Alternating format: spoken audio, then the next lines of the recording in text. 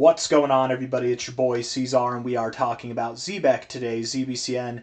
It is the 8th day of December, and here we are sitting at about $0.0028 with 7 hours and 10 minutes left in the day. Hit that like button, subscribe if you want to see more content like this, and let's get into it, my friends. Here we are, where we once found support before, now not really finding so much support. We're just kind of dragging at this area. It wouldn't be a total surprise, wouldn't be a shock at all if we did go lower, if we did see slightly lower prices, but I do expect that we will see a sharp recovery soon enough. I want to look at the 1 hour time frame and then zoom out from there and just see what we can pick up on the charts. And if that sounds good to you, hit the like button, subscribe, and let's get into it. Okay, here we are. 1 hour time frame right here. Looking at this, it's always, man, it always is, isn't it? Bybit, there we go. 1 hour. A lot of volume at the lows, interestingly enough. Sporadic, kind of sparse here and there, but still a lot of volume at the lows. It looks like a head and shoulders pattern, doesn't it? But you don't get head and shoulders at the bottoms, right? Right. Just so you understand, if anybody's out there aspiring to be a technical analyst, a head and shoulders pattern does not form at the lows of a move. It forms at the highs of a move, right?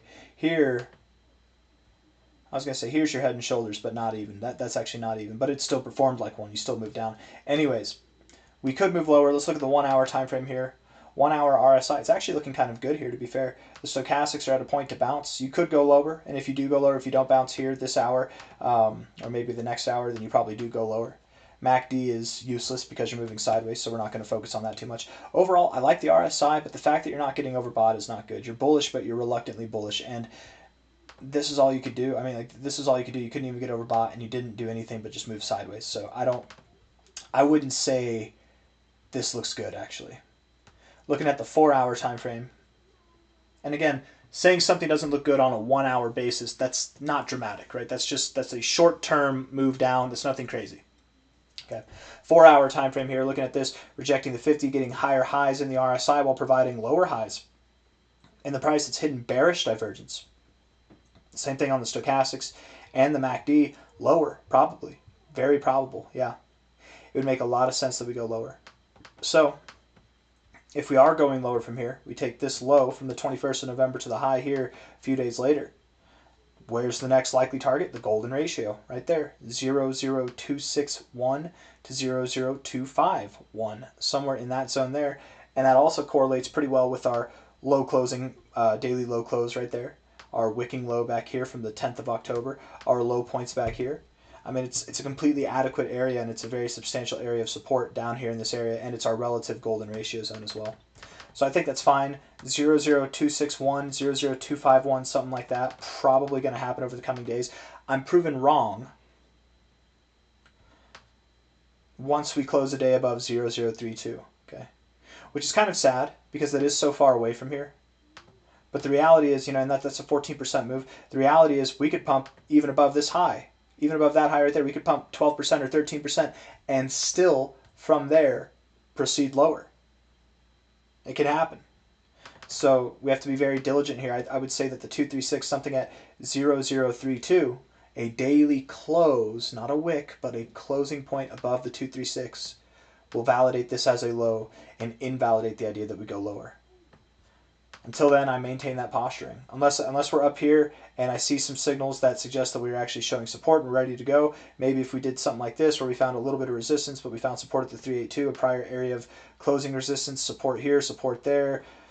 Maybe then I could get bullish before we actually break above the 236. But until then, I would just say to keep it clean, close above 0.032 on a daily basis. That will invalidate my thoughts that we go down to 0.0261 to 0.0251.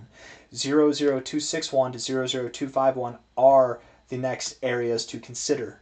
Okay, that's my expectation. And then from there, we probably bounce. Then from there, we start to recover. Then from there, the real fun begins. Stochastics are oversold. That's bearish, but they are reset, so you probably don't have too much lower to go. The MACD, we were hoping for a false cross and then a move up, and we did not get that. Unfortunately, it looks like this cross is becoming a little bit more serious, but it's not too serious. You can see the bearish momentum is slowly dying off, and it has been dying off since August. It's been dying off. So soon enough, we'll be moving up higher. I just think we'll see a little bit of a lower prices, and then we'll move up from there. Okay, hold on real quick.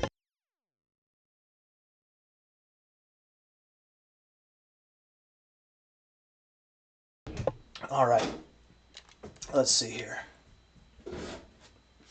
If we're taking a...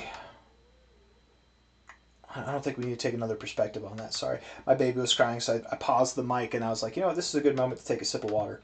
And I got distracted. But again, a little bit lower, and then we should recover. The idea of recovery would be then that we take a high to a low here of this overall range. We don't take the fake out low. We find support, you know, maybe somewhere around just above this pink line, maybe right at the pink line, whatever. We should move up, I would think, above this high. So the next target to consider would be the 0.5. Roughly, we're estimating a small move to the downside and then a very voluptuous move back up to 0.004. So that should be nice. If not there, then higher. You'll probably stop, if not at the 0.5, at the green line, you'll stop in the golden ratio zone. So it's either 0.004 or 0.005 or somewhere in between that you're most likely going to next after you find the slightly lower prices that we're at right now. I got nothing else. I think I've said everything I need to say. Still very much expecting positive outcomes for Zebec. We're very much expecting that this range breaks out to the upside. But time will tell. I got nothing else for you guys. I hope you enjoyed the video, and if you did, hit the like button. Please subscribe if you want to see more content like this. I'll see you on the next one. Okay, take care. Bye-bye.